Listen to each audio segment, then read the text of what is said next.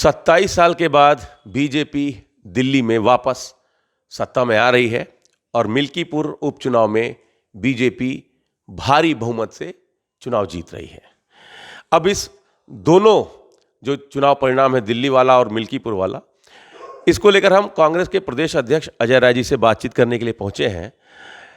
अध्यक्ष जी, ये बात सही है कि बीजेपी के खिलाफ आप लोग रहे हैं, लेकिन ये भी जो विश्लेषक हैं कह रहे हैं कि सबसे ज़्यादा खुश अगर कोई है तो वो कांग्रेस है।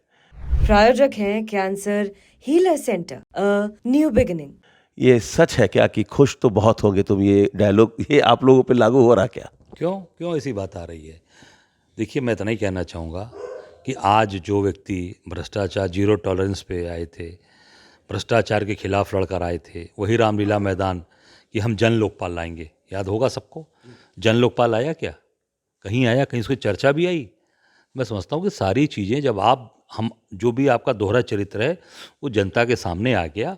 और मैं इतना ही कहना चाहूँगा, हमारे नेतृत्व ने बहुत अच्छा निर्णय लिया लड़ने का। आदरणीय खड़गे जी ने, आदरणीय राहुल जी ने, प्रियंका जी ने, सभी लोगों ने, वरिष्ठ लोगों ने जो निर्णय लिया है, निश्चित तौर से एक कार्यकर्ता, हमारा कांग्रेस का एक कार्यकर्ता आज मजबूती से काम करेगा। ठीक है, हम सरकार में नहीं आ पाए, हम जो है जितनी हमारी परिस्थितियाँ थी उस स्थिति में हम आगे नहीं जीत, पर हम आज लड़ेंगे अपने बहादुर सैनिकों के साथ, बब्बर शेर कार्यकर्ताओं को लेकर लड़ेंगे और निश्चित तौर से हम देश के अंदर, प्रदेश के अंदर एक मजबूत स्थिति में खड़ा करेंगे और हम आगे जनता को एक मजबूत सरकार देंगे।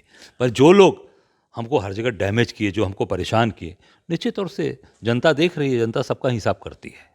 तो ये कहा जा सकता है कि आपने हरियाणा का बदला दिल्ली में ले लिया आम आदमी पार्टी से? नहीं, देखिए, बदले की बात नहीं, हम कांग्रेस कभी बदले की भावना से कार्रवाई ही नहीं करती। कांग्रेस हमेशा बड़ा सोचकर काम करती है, बड़े सोच पर काम करती है। आप सकते हैं हरियाणा, गुजरात चले जाइए, गोवा चले जाइए, आप अभी आप पूरा का पूरा आपने देखा हरियाणा का चुनाव, पंजाब का आप देख लीजिए। तो जो ऐसे लोग जो आज बड़ी बड़ी बात बोल रहे हैं, मैं समझता हूँ कि जब ये सारे चुनाव इस स्टेट में कांग्रेस को इन लोगों ने हराया, कमज़ोर करने का प्रयास किया, उस समय भी लोगों को पूरी तरीके से इसको रोकना चाहिए था, इसको मजबूत करना चाहिए था कांग्रेस पार्टी को। और कांग्रेस निश्चित तौर से बड़े मन से काम करती है, सबको लेकर चलती है। कांग्रेस ने सबको सम्मान दिया है, सबको एक साथ लेकर चलती है। ये तो प्रधानमंत्री पद के उम्मीदवार बनना चाह रहे थे इंडिया गठबंधन में, अरविंद केजरीवाल। देखिए, मैं ये कहना चाहूँगा कि जिस सोच से आप आए थे, ईमानदारी, भ्रष्टाचार को ख़त्म करना, कांग्रेस के ऊपर तमाम आरोप लगाया गया था, पूरे भ्रष्टाचार की मुहिम चलाई इन लोगों ने। भ्रष्टाचार में क्या हुआ? वही कैग, वही अभी जो महालेखाकार थे विनोद राय ने लिखित रूप से माफ़ी मांगी, कोर्ट में लिखित रूप से माफ़ी मांगी। मैं समझता हूँ कि केवल और केवल भ्रमित करके, बड़ी बड़ी बात बोलकर कांग्रेस पार्टी के ऊपर जब आपने आरोप लगाए थे, उसका जवाब आप देखिए, जनता देख रही है। आज दिल्ली में बीजेपी की सरकार बनने जा रही है, पर मैं इतना ही कहना चाहूँगा, जिस तरीके से कांग्रेस ने दिल्ली को संवारा था, सजाया कांग्रेस ने, आदरणीय हमारे उस समय देश के प्रधानमंत्री मनमोहन सिंह जी ने, प्रदेश की मुख्यमंत्री शीला दीक्षित जी ने, उस तरीके से अब दिल्ली में सरकार केंद्र में आपकी है, प्रदेश में बनने जा रही है। दिल्ली को संवारिए, अच्छा बनाइए, दिल्ली को एकदम पूरी तरीके से सुंदर बनाइए। अच्छा, केजरीवाल का हारना कांग्रेस के हक में है कि कांग्रेस के खिलाफ है? कांग्रेस के लिए केजरीवाल का हारना कैसा है? देखिए, मैं तो नहीं कहना चाहूँगा कि कोई हम बीच कांग्रेस के लोगों की जो सोच होती है, हम निश्चित तौर से देश हित की बात करते हैं, राष्ट्र हित की बात करते हैं।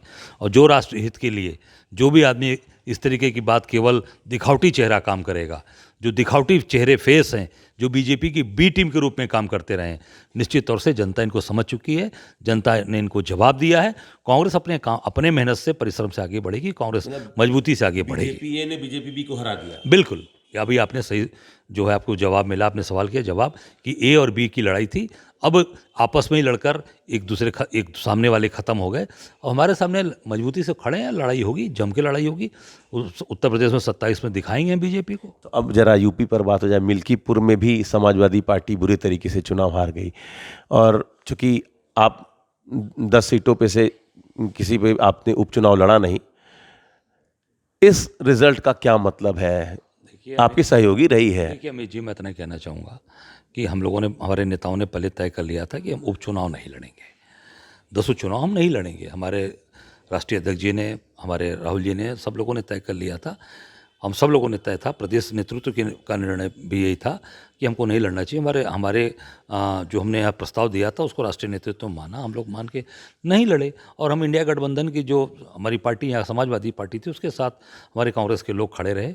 और आज का जो परिणाम आया, इसके पहले भी जो चीज़ें आई हैं, मैं समझता हूँ कि ये निश्चित ये पूरी तरीके से भारतीय जनता पार्टी जो चुनाव जीत रही है, इसमें सबसे बड़ा योगदान अगर किसी का है तो मैं समझता हूँ आप देख सकते हैं अत्याचार, अन्याय, किस तरीके से बूथ कैप्चरिंग कराई गई, एक एक व्यक्ति 6-6 वोट डाल रहा है, खुलेआम बोल रहा है, उसके बाद भी कोई कार्रवाई नहीं हुई। तो ये मैं समझता हूँ चुनाव आयोग पर भी उंगली उठ रही है। तो चुनाव आयोग को तो सफ़ेद कपड़ा भेज दिया अखिलेश जी ने, कफन कहा गया उसको। मैं इतना ही कहना चाहूँगा, जब 6 वोट का एक व्यक्ति बोल रहा है कि 6 वोट मैंने भाजपा को दिया, एक बार नहीं कई बार बोला, उसके बाद भी कोई कार्रवाई हुई?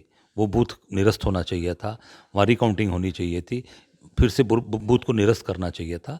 और मैं समझता हूँ कि चीज़ें साफ़ हो जाती, पर चुनाव आयोग की जो भूमिका रही है वो मैं समझता हूँ कि उस पर संदेह है और लोगों को विश्वास उठता जा रहा है। तो अब गठबंधन 27 में रहेगा कि अकेले कांग्रेस 403 सीटें उस पर लड़ेंगे? हमारी तैयारी संगठन सृजन की चल रही है और हम 403 विधानसभा में अपनी तैयारी कर रहे हैं, अपने कार्यकर्ताओं को मजबूती से खड़ा कर रहे हैं और निर्णय राष्ट्रीय नेतृत्व को करना है। हम अपनी ताकत से अपना काम कर रहे हैं। सभी सीटों पर आप तैयारी कर रहे हैं? बिल्कुल, हम सभी सीटों पर तैयारी करेंगे, पूरी ताकत से अपना काम करेंगे और हर जगह संगठन सृजन ब्लॉक से लेके जिले से लेके प्रदेश स्तर पर काम हो रहा है। गठबंधन होना नहीं होना शीर्ष नेतृत्व तय करेगा। ये निर्णय राष्ट्रीय नेतृत्व को तय करना है। आपकी तैयारी अपनी है? हमारी तैयारी पूरी ताकत के साथ है और एक एक हमारे बब्बर सिर कार्यकर्ता दिन रात मेहनत कर रहे हैं और डटकर मुकाबला करेंगे और निश्चित तौर से 27 में भारतीय जनता पार्टी को हराएंगे, यहाँ से उनको विदा करेंगे। एक आखिरी सवाल, महाकुंभ में जो भगदड़ की घटना घटी उसको लेकर आप ज़्यादा मुखर दिखें, आपको क्या लगता है जो सरकार आंकड़े बता रही है वो सही है या आप लोगों के पास कोई आंकड़ा है? नहीं, देखिए आंकड़ा है, वहाँ तो जो सरकार जो तथ्य दे रही है उसी के आधार पर लोगों के सामने बातें आ रही हैं।